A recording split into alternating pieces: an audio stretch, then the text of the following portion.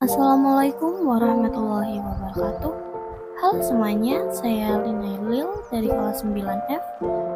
Dan kali ini saya akan membuat video tentang materi kelas 9 semester 2, yakni tentang bangun ruang kerucut.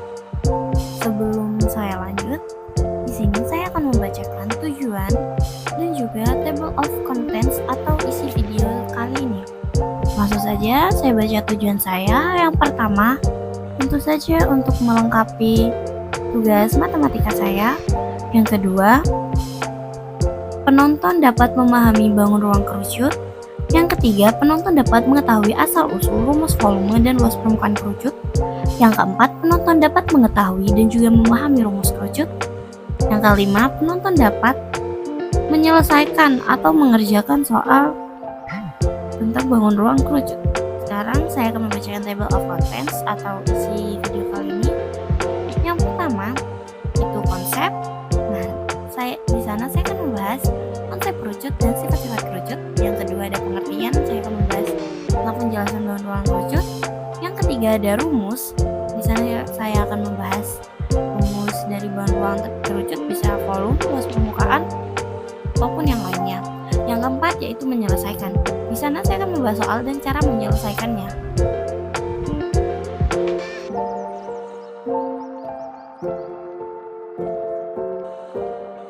Pasti dari kalian banyak bertanya-tanya nih, kerucut awalnya itu dari apa sih? Atau kerucut berawal dari apa sih?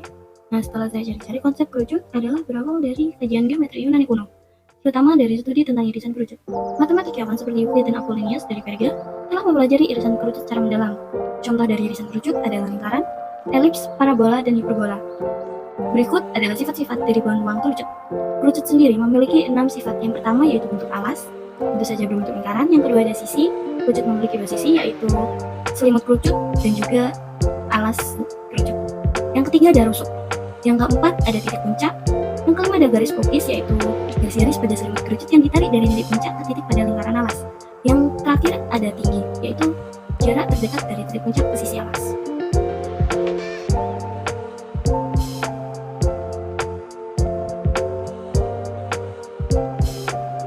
Selanjutnya, saya akan membahas tentang pengertian kerucut. Kerucut adalah bahan ruang 3 dimensi yang terbentuk dari sebuah lingkaran sebagai alas, dan sebuah titik di luar bidang lingkaran yang dihubungkan oleh garis lurus ke titik pada lingkaran tersebut, atau bisa disebut dengan selimut kerucut. Bangun ini memiliki bentuk yang unik pada bagian bawah yang lebar dan meruncing ke atas hingga membentuk satu titik puncak. Nah, terkadang kita melihatnya di kehidupan sehari-hari, contohnya seperti nasi tumpeng, saat kita mengadakan tasyakuran atau ulang tahun sekolah. Yang kedua ada trafikon, biasanya terletak di jalanan ya. Yang ketiga ada caping petani atau topinya petani. Dan yang keempat ada kon es krim. Pasti saat kita membeli es krim cornetto ya, pasti konnya berbentuk kerucut.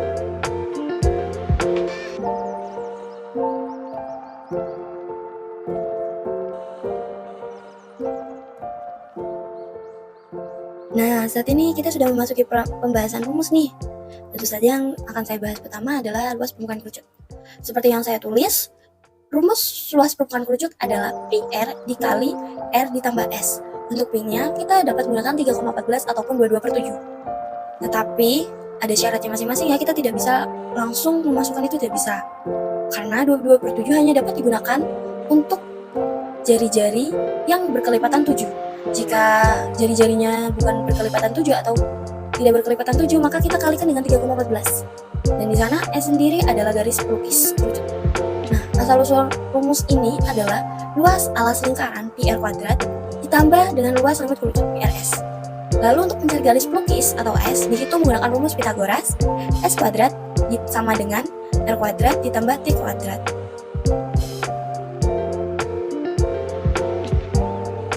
Selanjutnya, kita akan membahas rumus volume kerucut.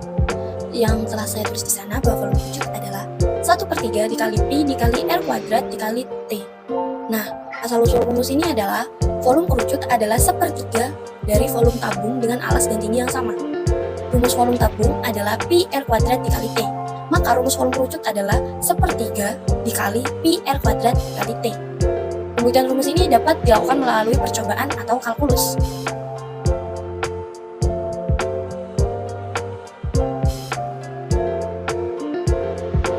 Wah, kita telah memasuki pembahasan yang terakhir nih, yaitu tentang cara menyelesaikan persamaan kerucut atau soal tentang kerucut.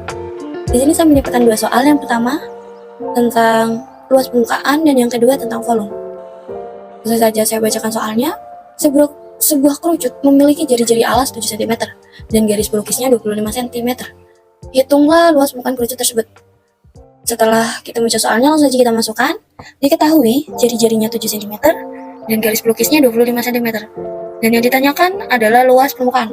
Langsung saja kita masukkan. Luas permukaan sama dengan PR dikali R ditambah S. Seperti yang saya sampaikan sebelumnya, jika jari-jarinya berkelipatan 7, maka kita menggunakan Pi-nya 22/7. Setelah itu kita coret ya 7-nya. Jadi menyisakan 22 dikali 7 ditambah 25. Jadi menjadi 22 dikali 32 dan menghasilkan 704 cm kuadrat. Langsung saja kita bahas soal yang kedua. Nah, ini soal yang kedua nih. Sebuah kerucut memiliki diameter alas 10 cm dan tingginya 15 cm. Maka hitunglah volume kerucut tersebut. Seperti yang sebelumnya kita tulis diketahuinya dulu ya. Jika diameternya 10 cm, maka jari-jarinya adalah 5 cm. Dan tingginya adalah 15 cm. Di sini yang ditanyakan adalah volume, maka penyelesaiannya adalah volume sama dengan 1/3 dikali Pi R kuadrat dikali T. Maka 1/3 dikali 3,14 dikali 5 kuadrat dikali 15. Lalu 1/3 dikali 3,14 dikali 25 dikali 15. Dan menghasilkan 392,5 cm kubik. Jadi, untuk volume, satuannya kita menggunakan kubik ya, atau pangkat 3. Dan untuk luas permukaan, kita menggunakan kuadrat atau pangkat 2. Jadi, itu saja materi yang dapat saya sampaikan kali ini. Saya memohon maaf apabila ada salah kata atau penyebutan. Dan jika kalian ingin bertanya, kalian dapat komen di kolom komentar ya. Terima kasih telah menyimak video ini sampai akhir. Dan saya tutup. Wassalamualaikum warahmatullahi wabarakatuh.